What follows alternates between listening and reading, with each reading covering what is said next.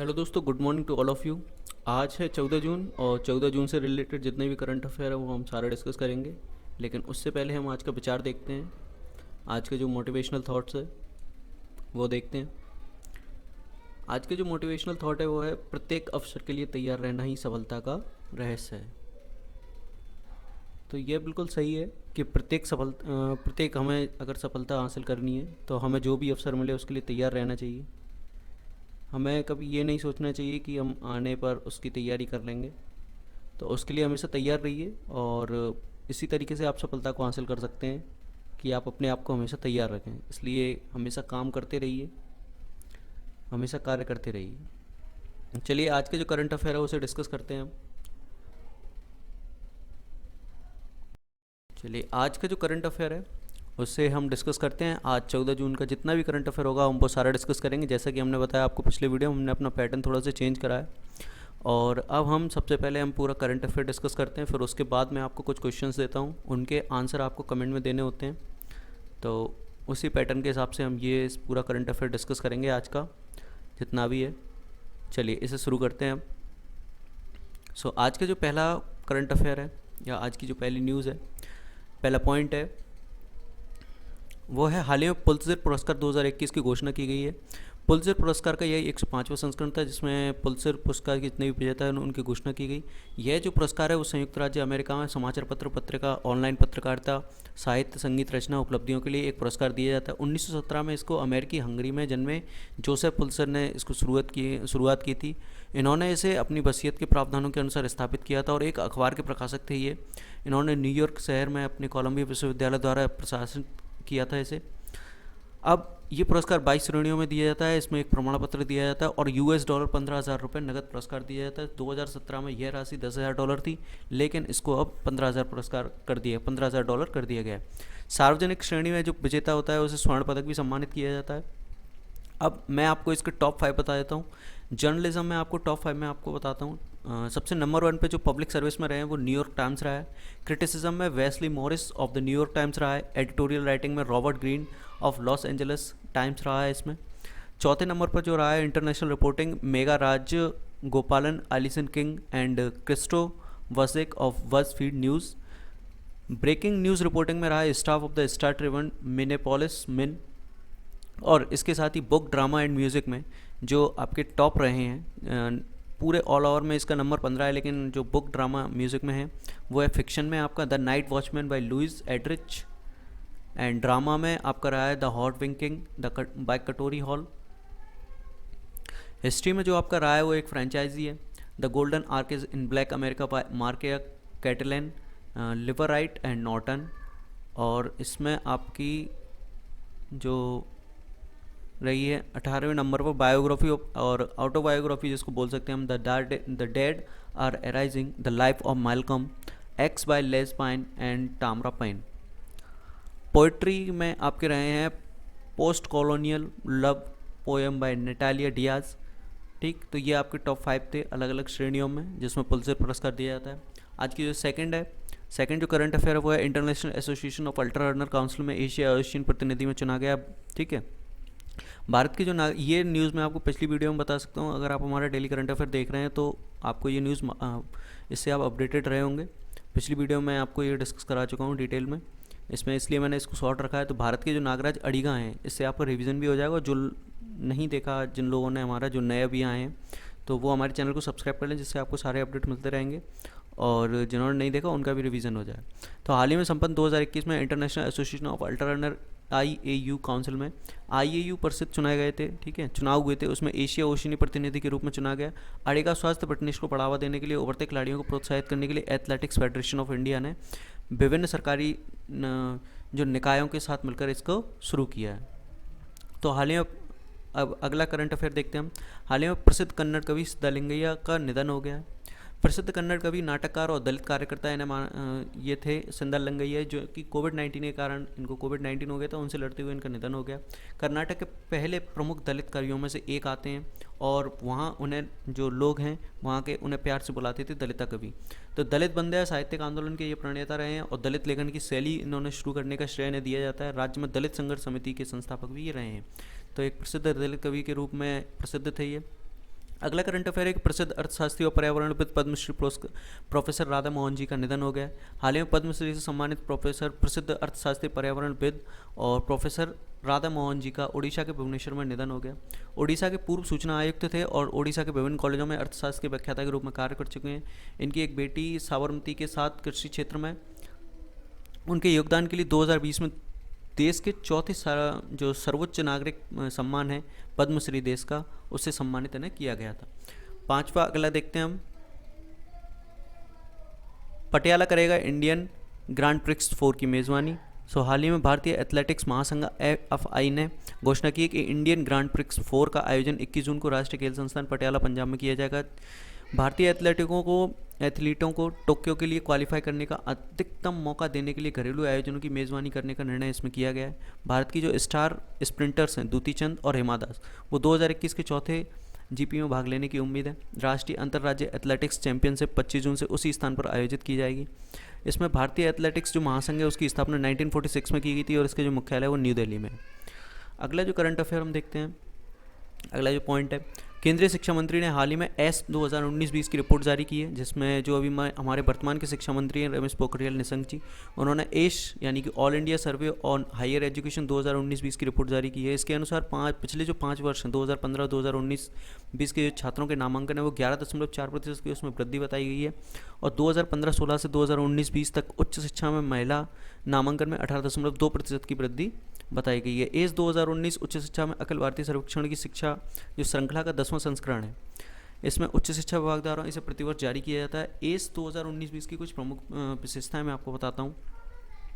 इसकी जो कुछ प्रमुख विशेषताएं हैं वो उसमें बताया गया कि उच्च शिक्षा में कुल नामांकन 3.85 करोड़ और सकल नामांकन जो कि GER है यानी ग्रॉस एनरोलमेंट रेशियो वो 27.1% रहा है। उच्च शिक्षा में लिंग समानता सूचकांक जो है वो 1.01% और उच्च शिक्षा में छात्र शिक्षक अनुपात 26 रहा है। PhD करने वाले छात्रों की संख्या 2.03 रही है। ये हर साल ये रिपोर्ट लाई जाती है। अगला जो पॉइंट है, कोविड-19 के रोगियों के लिए SBI ने लॉन्च किया कवच पर्सनल लोन योजना, यानी कवच पर्सनल लोन योजना जो है वो SBI ने कोविड-19 के रोगियों के लिए लॉन्च किए। तो हाल ही में भारतीय स्टेट बैंक ने अपने ग्राहकों के लिए कोविड-19 के उपचार के लिए स्वयं और परिवार के सदस्यों के चिकित्सा खर्च को पूरा करने में सक्षम बनाने के लिए एक कोलेटरल फ्री कवच व्यक्तिगत ऋण योजना को लॉन्च किया है। इस योजना के तहत 60 महीनों के लिए 8.5% की ब्याज की दर पर 5 लाख तक का लोन बैंक से प्राप्त कर सकते हैं। इसमें 3 महीने की मोहलत दी जाएगी। यह एक ऋण योजना है भारतीय रिजर्व बैंक के कोविड राहत उपायों के अनुसार बैंकों द्वारा बनाई जा रही है। इस ऋण पुस्तिका का भी कोविड जो है वो ऋण पुस्तिका का हिस्सा भी होगा। इस योजना के तहत लिया गया जो ऋण है वो पहले से किए गए कोविड से संबंधित चिकित्सा खर्चों की पूर्ति को कवर करेगा।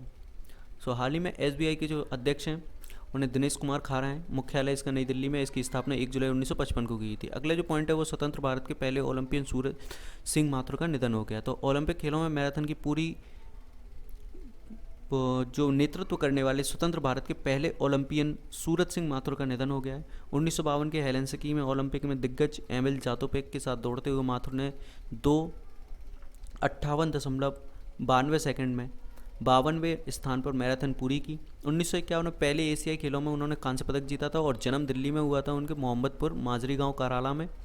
वे 2 बार राष्ट्रीय चैंपियन भी थे। अब अगला पॉइंट है, RBI ने हाल ही में जो ATM से कैश निकालने के जो नियम है उनमें बदलाव कर दिया है। तो हर बार जो भी बदलाव किए जाते हैं वो RBI के द्वारा किए जाते हैं। इसमें देखा जाता है कि आप अन्य बैंकों से और किसी अदर बैंक से या उसी बैंक से जिसका ATM है उससे कितनी पैसा आप एक बार में निकाल सकते हैं। तो कुछ नियमों को लेकर बदलाव इसमें किए गए हैं। नया जो नियम परिवर्तन हो, मुफ्त अनुमेय सीमा है यानी निकालने की जो सीमा है परमिसिबल लिमिट, उसे अधिक लेनदेन पर उच्च शुल्क, एक नई मुफ्त ATM लेनदेन जो है इंटरचेंज शुल्क में वृद्धि की गई है। हाल ही में देखिए नए शुल्क अब क्या होंगे। अपने बैंक से अगर कोई पैसा निकालता है जिस बैंक में उसका खाता है और इसी बैंक के ATM से निकालता है तो हर महीने उसे 5 मुफ्त वित्तीय और गैर वित्तीय लेनदेन कर सकता है।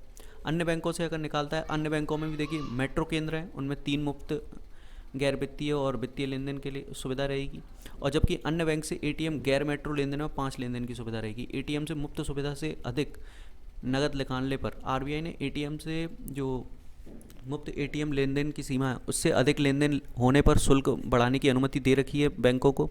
इंटरचेंज शुल्क में भी वृद्धि, वित्तीय लेन देन के प्रति लेन देन पर इंटरचेंज अब 15 रुपये से बदल करके 17 रुपये है। और 1 अगस्त 2021 से गैर वित्तीय लेन देन के लिए यह शुल्क 5 रुपये से 6 रुपये कर दिया जाएगा। मुफ्त लेन देन सीमा में अधिक एटीएम निकासी पर नया शुल्क बैंक ग्राहकों को 1 जनवरी 2022 की सीमा से अधिक प्रत्येक एटीएम नगद निकासी के लिए 21 रुपये और वर्तमान में यह 20 रुपये है, इसको करना होगा। चलिए अगला पॉइंट हम देखते हैं।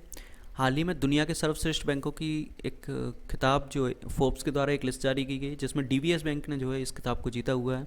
तो डीबीएस बैंक को फोर्ब्स द्वारा विश्व के सर्वश्रेष्ठ बैंकों की सूची में 2021 में शामिल किया गया और डीबीएस बैंक लगातार दूसरे वर्ष भारत में 30 घरेलू अंतर्राष्ट्रीय बैंकों में से नंबर 1 स्थान पर है।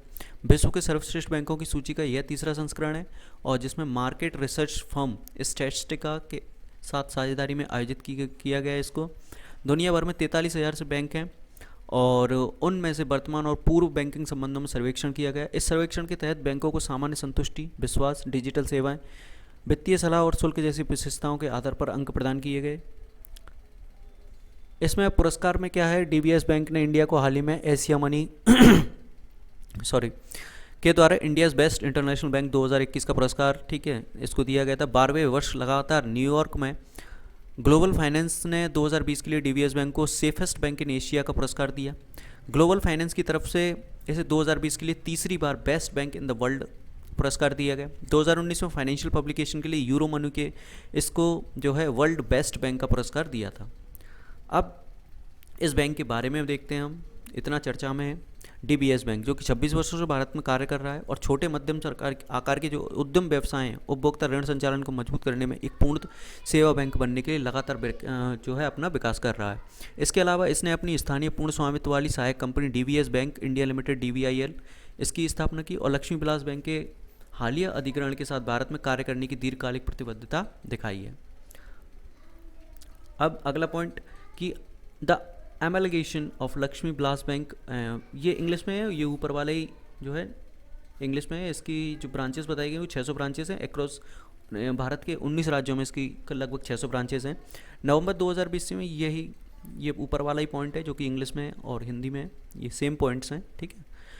इसका जो अब इसमें कुछ महत्वपूर्ण चीज़ें हैं, ये इतना भी इम्पोर्टेंट नहीं, ठीक है। इसमें कुछ महत्वपूर्ण चीज़ें हैं कि प्रबंध निदेशक of CEO DBS bank of India Surjit Som, DBS bank CEO Piyush Gupta और इसके जो मुख्यालय है वो सिंगापुर में। इसकी जो टैग लाइन है वो मेक बैंकिंग जॉयफुल। मंगोलिया का अगला पॉइंट है कि मंगोलिया के पूर्व प्रधानमंत्री हैं खुरेलसुख, इन्होंने राष्ट्रपति चुनाव जीत लिया हाल ही में। ये पहले यहाँ के प्रधानमंत्री थे, अब इन्होंने राष्ट्रपति का चुनाव जीत लिया है। तो मंगोलिया के पूर्व प्रधानमंत्री हैं उखना खुरेलसुख, देश के 6ठे लोकतांत्रिक रूप से चुने गए राष्ट्रपति बने, जिसने सत्तारूढ़ मंगोलियन पीपुल्स पार्टी की सत्ता को एक शानदार जीत के साथ मजबूत रातों रात 99.7% मतों की गिनती के साथ खुरेलसुख की संख्या 821 से 136 से कुल के 68% तक पहुंच गई। 1990 में लोकतांत्रिक युग की शुरुआत होने के बाद वोट का सबसे बड़ा हिस्सा था ये। खुरेलसुख जो है वो मौजूदा खल्तमा बत्तुलगा की जगह लेंगे, जिन्हें मंगोलिया के संविधान के विवादास्पद परिवर्तनों के बाद फिर से चुनाव लेने के अवसर से वंचित कर दिया गया, जिसने राष्ट्रपति को कार्यकाल में एक कार्यकाल के प्रतिबंधित कर दिया गया था। अब मंगोलिया है तो मंगोलिया की राजधानी उलन बातोर है और मंगोलिया की मुद्रा जो है मंगोलियाई तोगरोग है और मंगोलिया के राष्ट्रपति हाल ही में बने हैं खुरेलसुख। अब 12 जून से रिलेटेड एक पॉइंट जो कि बाल श्रम के खिलाफ विश्व दिवस आज मनाया गया। बाल श्रम के खिलाफ विश्व दिवस प्रत्येक वर्ष 12 जून को मनाया जाता है। अंतर्राष्ट्रीय श्रम संगठन ILO के अनुसार विश्व स्तर पर लगभग 152 मिलियन बच्चे हैं जो कि बाल श्रम में अभी भी लगे हुए हैं और 72 मिलियन बच्चे खतरनाक रूप से काम कर रहे हैं। इस बाल श्रम के खिलाफ इस वर्ष का विश्व जो दिवस है वो बाल श्रम उन्मूलन के लिए अंतर्राष्ट्रीय 2021 के लिए कार्रवाई के पर केंद्रित है। इस बाल श्रम के खिलाफ विश्व थीम जो रखी गई वो act now and child labour. So बाल श्रम के सबसे बुरे रूपों पर ILO का कन्वेंशन 182 सार्वभौमिक अनुसमर्थन के बाद से यह पहला विश्व दिवस है।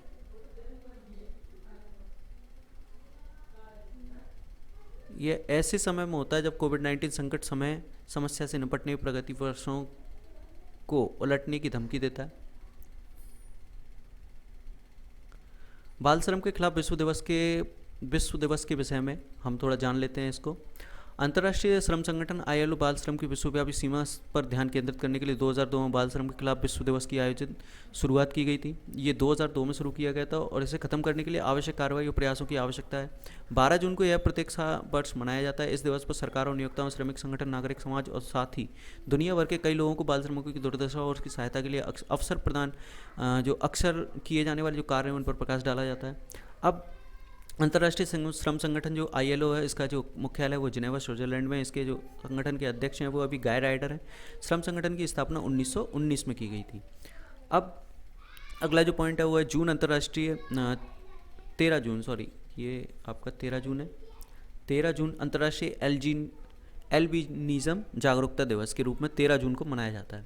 तो हर साल अंतर्राष्ट्रीय एल्बिनिज्म जागरूकता दिवस 13 जून को मनाया जाता है। यह दिन दुनिया भर में एल्बिनिज्म के प्रभावित जो व्यक्ति हैं और उनके मानव अधिकारों का जश्न मनाने के लिए किया जाता है। इसकी जो थीम है #स्ट्रेंथ बियॉन्ड ऑल ऑड्स। तो इसके जो मुख्य बिंदु हम देखते हैं कुछ पॉइंट्स।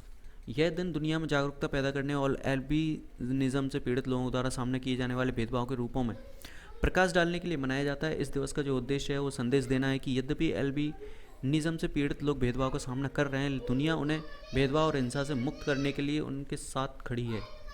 इस दिन को संयुक्त राष्ट्र द्वारा चिन्हित किया गया है। ठीक, तो एल्बिनिज्म के बारे में ये पूरा न्यूज़ थी। 13 जून को इस दिन दिवस के रूप में मनाया जाता है। तो अगला पॉइंट है अब आयुष मंत्रालय नमस्ते योग मोबाइल ऐप। तो हाल ही में आयुष मंत्रालय के द्वारा नमस्ते योग जो है एक मोबाइल ऐप लॉन्च किया गया है। 11 जून 2021 को 7वें अंतर्राष्ट्रीय योग के लिए कर्टन रेजर इवेंट के दौरान नमस्ते योग एक मोबाइल एप्लीकेशन लॉन्च की गई थी। अब इसमें जो इम्पोर्टेंट है वो है हमारे लिए अंतर्राष्ट्रीय योग दिवस। तो हर साल 21 जून को अंतर्राष्ट्रीय योग दिवस मनाया जाता है। वर्ष 2021 में अंतर्राष्ट्रीय योग दिवस की जो थीम थी वो योग at home and yoga with family. पृष्ठभूमि क्या है इसकी? 69वें सत्र के उद्घाटन के दौरान अंतर्राष्ट्रीय योग दिवस के विचार के रूप में प्रस्ताव रखा गया था। 2014 में इस प्रस्ताव को पारित किया गया और 21 जून को अंतर्राष्ट्रीय योग दिवस के रूप में इसे घोषित किया गया। पहला जो योग दिवस मनाया गया था वो 2015 में राजपथ नई दिल्ली में मनाया गया था। इससे 35,985 लोगों ने दुनिया का सबसे बड़ा योग सत्र होने का गिनीज वर्ल्ड रिकॉर्ड बनाया। अब UNCTAD यानी UNCTAD इसके बारे में खबर है। पहली महिला अध्यक्ष बनी है इसकी रेबेका ग्रिन्सपैन। तो संयुक्त राष्ट्र सभा जो कि UNGA है, इसने व्यापार और विकास संयुक्त राष्ट्र सम्मेलन UNCTAD के अध्यक्ष पद के लिए रेबेका ग्रिन्सपैन के नामांकन को मंजूरी दे दी। कोस्टारिका की अर्थशास्त्री है ये। अब इसमें मुख्य बिंदु इसमें जो इम्पोर्टेंट है वो है अभी महासचिव इसके एंटोनियो गुटेरेस हैं।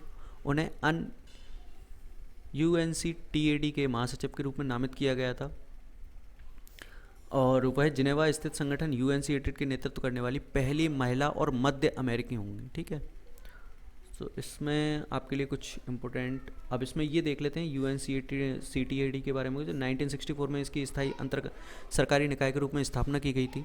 व्यापार, निवेश, विकास और संबंधी मुद्दों से संबंधित विकासशील देशों में व्यापार, निवेश और विकास के अवसरों को अधिकतम करने का प्रयास करता है। ठीक, और संयुक्त महाराष्ट्र सभा के द्वारा स्थापित है। संयुक्त महाराष्ट्र सभा जनरल असेंबली जो कि है राष्ट्र आर्थिक और सामाजिक परिषद की रिपोर्ट इसको करता है ये। अब भारत का विदेशी मुद्रा भंडार जो कि हाल ही में 600 अरब डॉलर के पार पहुंच गया। 4 जून 2021 को समाप्त हुए सप्ताह के दौरान भारत का जो विदेशी मुद्रा भंडार था वो 6.842 अरब डॉलर की वृद्धि के साथ 605.008 अरब डॉलर के सर्वोच्च स्तर पर पहुंच गया है। गौरतलब है यह पहली बार है कि भारत का विदेशी मुद्रा भंडार जो कि 600 अरब डॉलर पर पार पहुंचा है। विश्व में सर्वाधिक विदेशी मुद्रा भंडार वाले देशों की सूची में भारत 5वें स्थान पर अब है और सूची में चीन जो है वो सबसे पहले स्थान पर है। विदेशी मुद्रा भंडार भुगतान संतुलन विदेशी मुद्रा भंडार आरक्षित परिसंपत्तियां कहा जाता है और इसमें उन सारी संपत्तियों को सम्मिलित किया जाता है जो देश के अंदर होती हैं। चलिए, इसमें अब इम्पोर्टेंट है कि हम देखते हैं 4 जून 2021 को जो विदेशी मुद्रा भंडार था वो भारत का कितना हो गया था। जो विदेशी मुद्रा भंडार था वो 560.890 बिलियन था। गोल्ड रिजर्व जो था वो 37.604 बिलियन था। IMF के साथ SDR जो है वो 1.513 बिलियन डॉलर है। IMF के साथ रिजर्व की स्थिति जो है 5 बिलियन डॉलर है। अगली जो खबर है वो असम से है। अगला जो पॉइंट है वो असम से रिलेटेड है। असम ने हाल ही में अपनी जो देंग पटकई है उसको 7वां राष्ट्रीय उद्यान घोषित कर दिया गया है।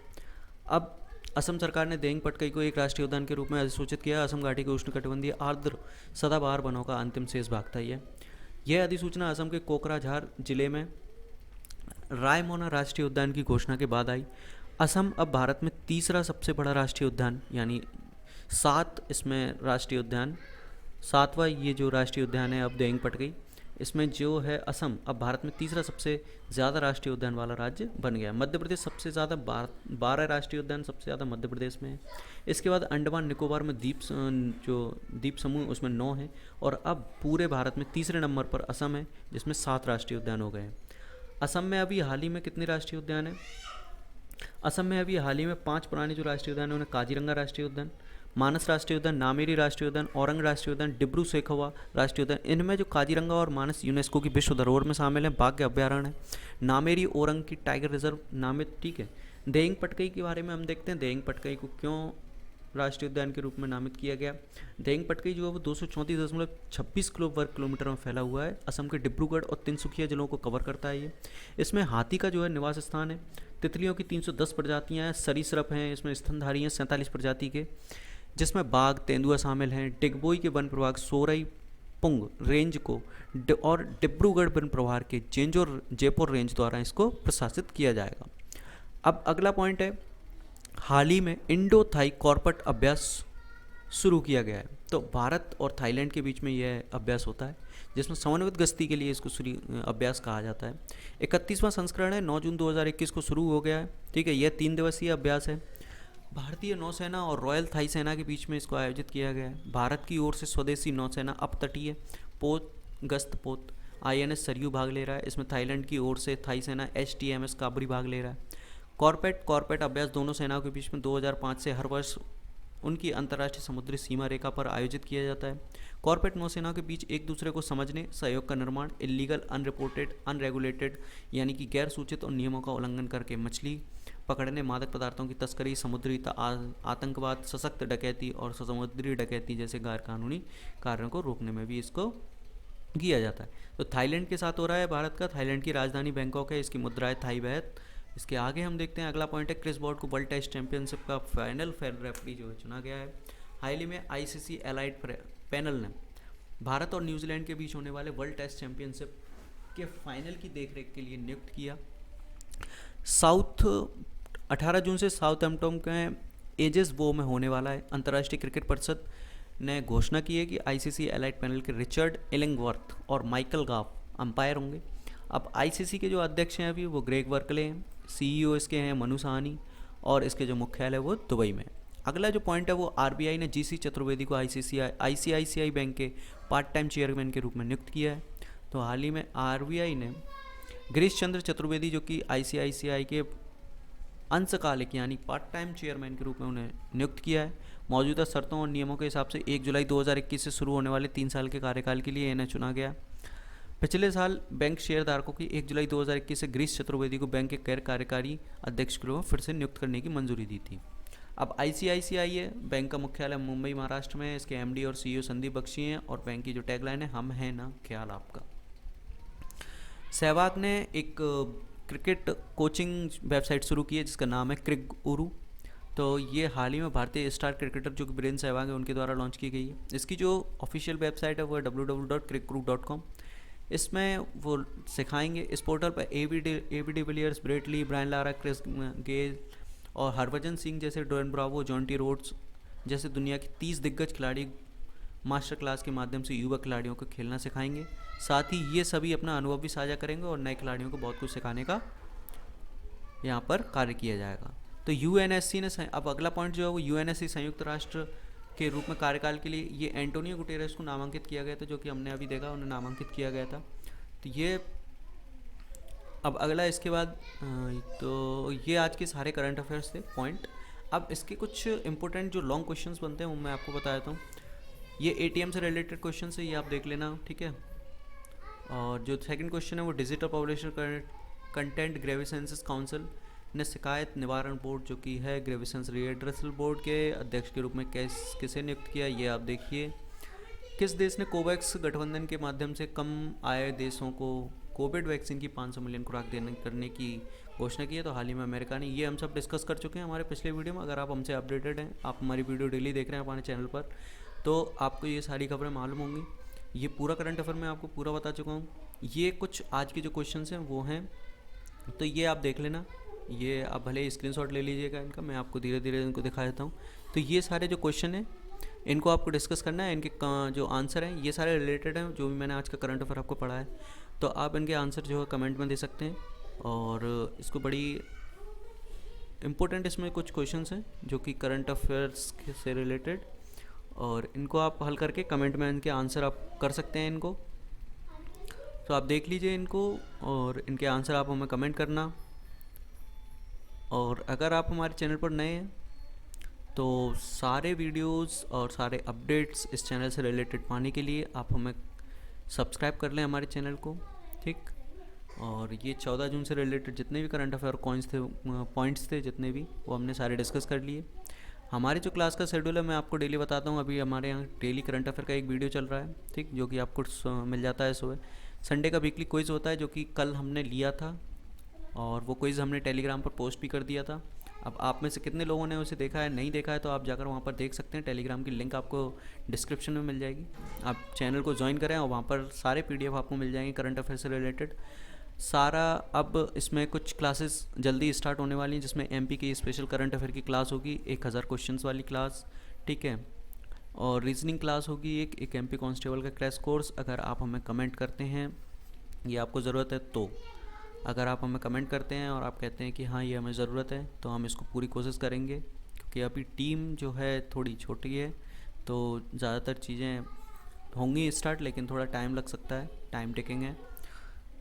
तो दोस्तों आज से रिलेटेड जितने भी करंट अफेयर्स थे वो हमने सारे डिस्कस कर लिए। आप हमारे टेलीग्राम चैनल ज्वाइन कर सकते हैं, वहाँ पर आपको सारे PDF मिल जाएंगे, और जितने भी अपडेट्स होते हैं वो हम सारे आपको डालते रहते हैं। फेसबुक पेज पर हम सारे जितने भी एक्स्ट्रा पॉइंट्स होते हैं जो भी आते हैं वो हम सारे डिस्कस करते हैं वहाँ पर, और वहाँ पर हम पोस्ट करते रहते हैं।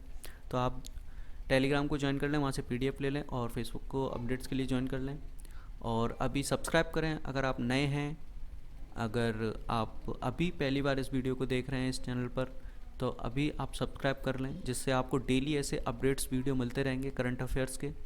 और इस चैनल को सब्सक्राइब करें और अपने दोस्तों के साथ भी शेयर करें, जिससे उन्हें भी यह फ़ायदा मिल सके, क्योंकि अब लॉकडाउन्स खुल चुके हैं तो एग्ज़ाम्स जल्दी होने की पूरी संभावना है। तो हमेशा तैयार रहें, जैसा कि आज हमने विचार भी डिस्कस किया कि हमेशा तैयार रहें। सफलता के लिए हमेशा तैयार रहना ज़रूरी है, और ये वीडियोस आपको हेल्प करेंगे उन एग्ज़ाम्स में, उस करंट अफेयर में जो एग्ज़ाम्स में आते हैं। तो दोस्तों सब्सक्राइब करें अभी हमारे चैनल को, और बने रहें हमारे साथ ऐसे करंट अफेयर वीडियोस पाने के लिए। इसको शेयर करें, वीडियोस को लाइक करें, फॉलो करें हमें, और कमेंट करें। अगर आपका कोई भी फीडबैक, कोई भी सुझाव हो तो हमें ज़रूर कमेंट करें।